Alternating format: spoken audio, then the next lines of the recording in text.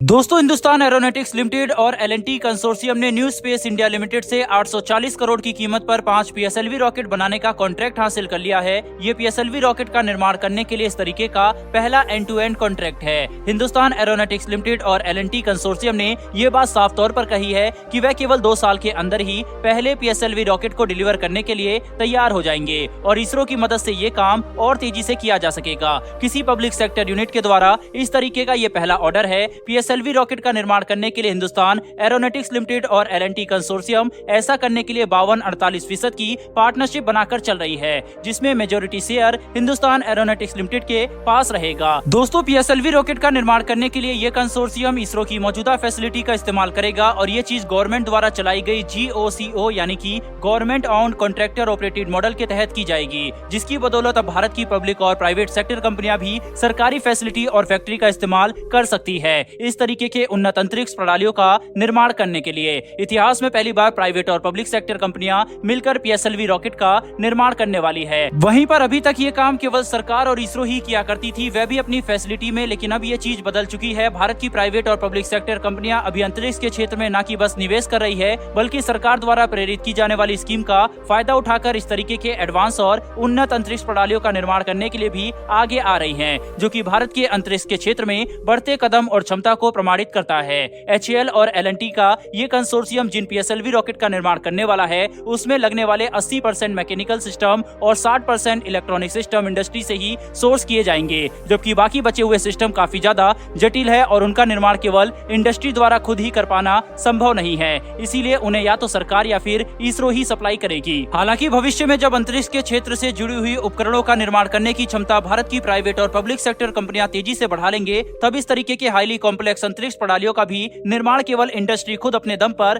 कर पाएगी। इस साल जून के महीने में ही सरकार ने 10 इन ऑर्बिट कम्युनिकेशन सैटेलाइट को NSIL को ऑपरेट करने के लिए ट्रांसफर किया। वहीं इतना ही नहीं, बल्कि सरकार ने NSIL का शेयर कैपिटल भी 1000 करोड़ से बढ़ाकर 7500 करोड़ कर दिया। NSIL अब एक फुल फ्लैश सैटेलाइट ऑपरेटर की तरह काम करने वाला है। साथ ही अब ये कमर्शियल स्पेस एक्टिविटीज को भी ध्यान में रखेगा, ताकि भारत के अंदर प्राइवेट और पब्लिक कंपनियां अंतरिक्ष के क्षेत्र में ज्यादा निवेश करे, जिससे भारत के अंदर स्पेस रिसर्च को बढ़ावा मिलेगा। साथ ही अंतरिक्ष से जुड़े हुए उपकरणों का निर्माण करने के मामले में भी भारत की प्राइवेट और पब्लिक कंपनियां काफी तेजी से विकास करेंगे। वहीं पर दोस्तों, सबसे अच्छी बात तो यह है कि NSIL काफी सफल रहा है। दरअसल साल 2020 से साल 2021 के बीच में NSIL ने 432.67 करोड़ का रेवेन्यू जनरेट किया था, जिसमें से NSIL को 121.84 करोड़ का मुनाफा भी हुआ था, जिससे हम ये बात साफ तौर पर समझ सकते हैं कि NSIL एक सफल कंपनी बन चुकी है, जिसका मुनाफा करोड़ों में है और ये भारत के लिए काफी अच्छी बात है। बहरहाल दोस्तों, बढ़ते हैं हमारी दूसरी खबर की तरफ। तो दोस्तों, ये खबर भी काफी अच्छी है। दरअसल भारत ने अब एक बहुत बड़ी सफलता हासिल कर ली है।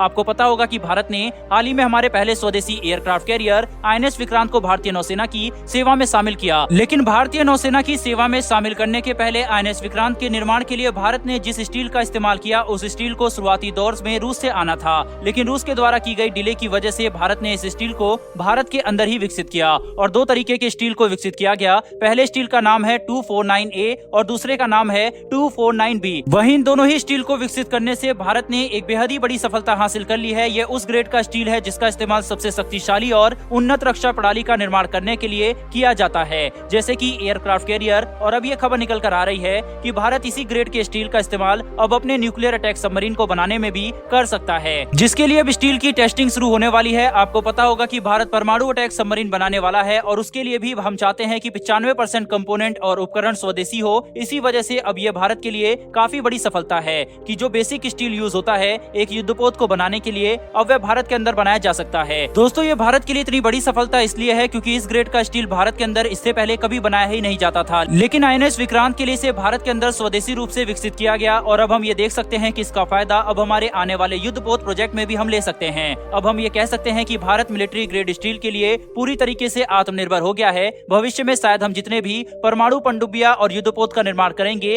अब उन सभी युद्धपोत और पनडुब्बियों का निर्माण करने में भारत स्वदेशी स्टील का ही इस्तेमाल करेगा, जो कि काफी गर्व की बात है। बहरहाल दोस्तों, इस वीडियो में इतना ही, लेकिन डिफेंस क्षेत्र में भारत की बढ़ती शक्ति के लिए कमेंट बॉक्स में एक जय हिंद लिखना ना भूलिएगा। साथ ही हमारे आने वाली डिफेंस और वर्ल्ड अफेयर से जुड़ी ऐसी वीडियो के लिए चैनल को सब्सक्राइब करके बेल नोटिफिकेशन को अवश्य दबा ले, जिससे हमारी वीडियो आप तक सबसे पहले पहुंच सके। फिर मिलेंगे ऐसी एक नई वीडियो के साथ। धन्यवाद। जय हिंद।